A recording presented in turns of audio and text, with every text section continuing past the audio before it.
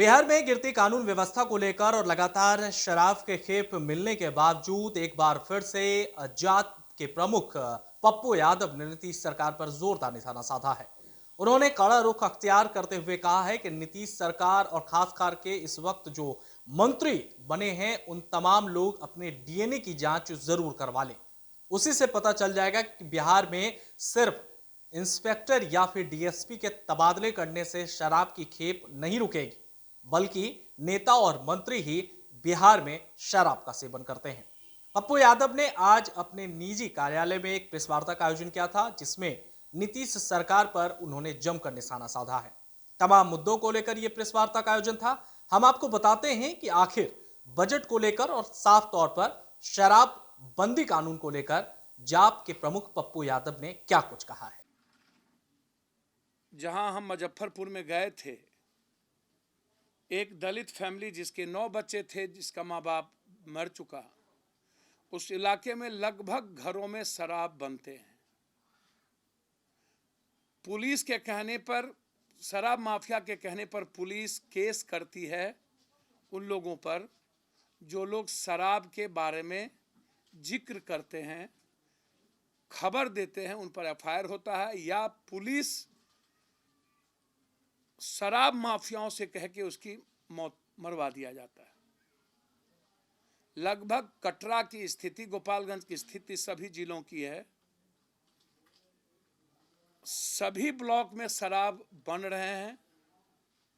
4000 से ऊपर truck daily Bihar में इन कर रहा है। 5 सालों से शराब पैरेलल इकोनॉमी 8000 से 13000 के बीच है। बिहार को सबसे ज्यादा घाटे का सौदा है और अपराधी माफिया नेता और पुलिस प्रशासन की शराब के द्वारा पूरी पैसा, पूरी राशि बिहार की जनता की इन लोगों के घर में जा रही है। क्या बिहार सरकार आज तक शराब माफियाओं का कोई संपत्ति जब्त किया? कोई संपत्ति। ऊपर से नीचे हमारा सरकार से मात्र 2 बात है। क्या किसी दरोगा के सस्पेंड कर देने से शराब माफिया का सॉल्यूशन हो गया? पोस्टिंग एसपी करते हैं, वहां डीआईजी भी इन्वॉल्व है। क्या एसपी डीआईजी पर 302 का मुकदमा नहीं लगना चाहिए इन मौत के बाद? और क्या उत्पाद मिनिस्टर इसकी जिम्मेदारी नहीं लेनी चाहिए? क्या उनकी बर्खास्तगी नहीं होना चाहिए? क्या वो रिजिग्नेशन नहीं देना चाहिए? ये सबसे बड़ा प्रॉब्लम है। ये जानना चाहते हैं। ये इतना बड़ा मैं समझ नहीं पाता हूं कि 5 साल नीतीश कुमार जी के शराबबंदी को हो गया, 2 करोड़ की शराब लगभग पकड़ा जा रही है। तो क्या कोई डेडलाइन है नीतीश कुमार जी का कि इसके बाद बिहार में कोई शराब नहीं बिकेगी? कोई डेडलाइन? यदि बिकेगी तो हम रिजाइन कर देंगे या हमारी सरकार नहीं रहेगी। पूरा शराब के चलते अपराध बढ़े हैं, बलात्कार के केस बढ़े। हम नीतीश कुमार जी से मांग करेंगे कि विधानसभा में आप घोषणा कीजिए कि आपके सारे दरोगा, सारे पदाधिकारी, सारा नेता का डीएनए जांच हो, ब्लड सैंपल लिया जाए कि 6 महीने के अंदर किस किस ने शराब पी है, सत्ता पक्ष से लेकर प्रतिपक्ष तक। मात्र कुछ परसेंटेज नेता पदाधिकारी बचेंगे जिसका ब्लड में शराब की बू नहीं आएगी, अन्यथा लगभग लोग शराब पी रहे हैं। लगभग, बहुत क्लियर है इसमें। इसकी जांच क्यों नहीं हो रही है? और जो शराब माफिया लगातार इस बिहार में करोड़पति अरबपति बन गए हैं, उसकी संपत्ति जब्त क्यों नहीं हो रही?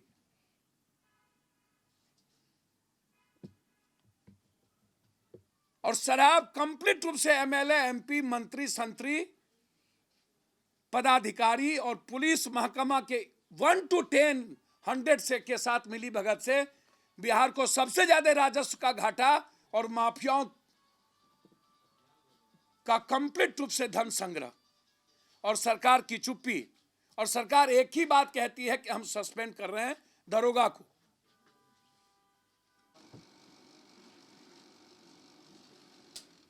इन दोनों की जुगलबंदी और इस दोनों की सत्ता का लोभ, दोनों की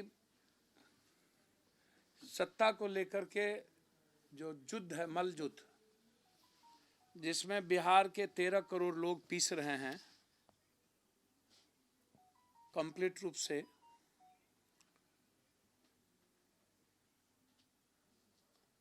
उसमें नीतीश कुमार जी की जो सरकार है वो कंप्लीट रूप से समझिए कि धृतराष्ट्र का आवरण है। एक ऐसा आवरण धृतराष्ट्र का है जिसमें यह सरकार बहरी भी है और अंधी भी है। सुनती बिहार की किसी की नहीं है, सुनाती सबको है।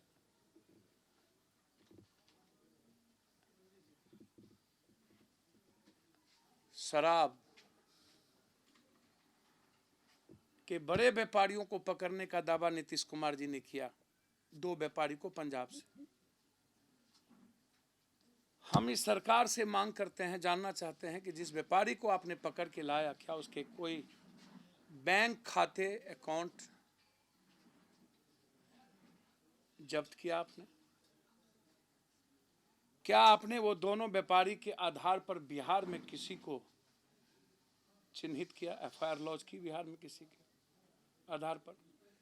जब 200-400 गाड़ी डेली आती थी तो उनके पैसे भी सीज होने चाहिए थे, आपने किया? उनके अकाउंट का डिक्लेयर किया? उनके आने के बाद बिहार में किन किन को सामग्री मिलता था, क्या उसको एफआईआर दर्ज हुई?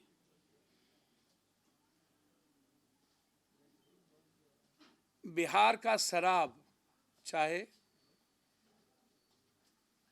मुजफ्फरपुर में 7 लोग मरे, 2 लोगों को गायब कर दी गई, गोपालगंज में मरे, इसके पहले सासाराम में मरे। लगातार आपको आश्चर्य लगेगा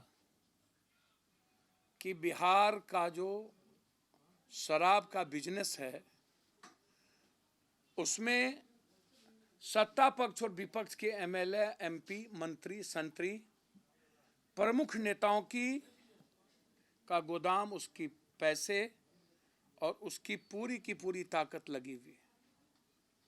सरकार रिजाइन करे, सिर्फ पुलिस को, छोटी मछली को आप नहीं पकड़ सकते, इसलिए इनकी संपत्ति जांचो। दूसरी चीज, लगातार मैं अभी महुआ जा रहा हूं, वर्मा जी का हत्या हुआ,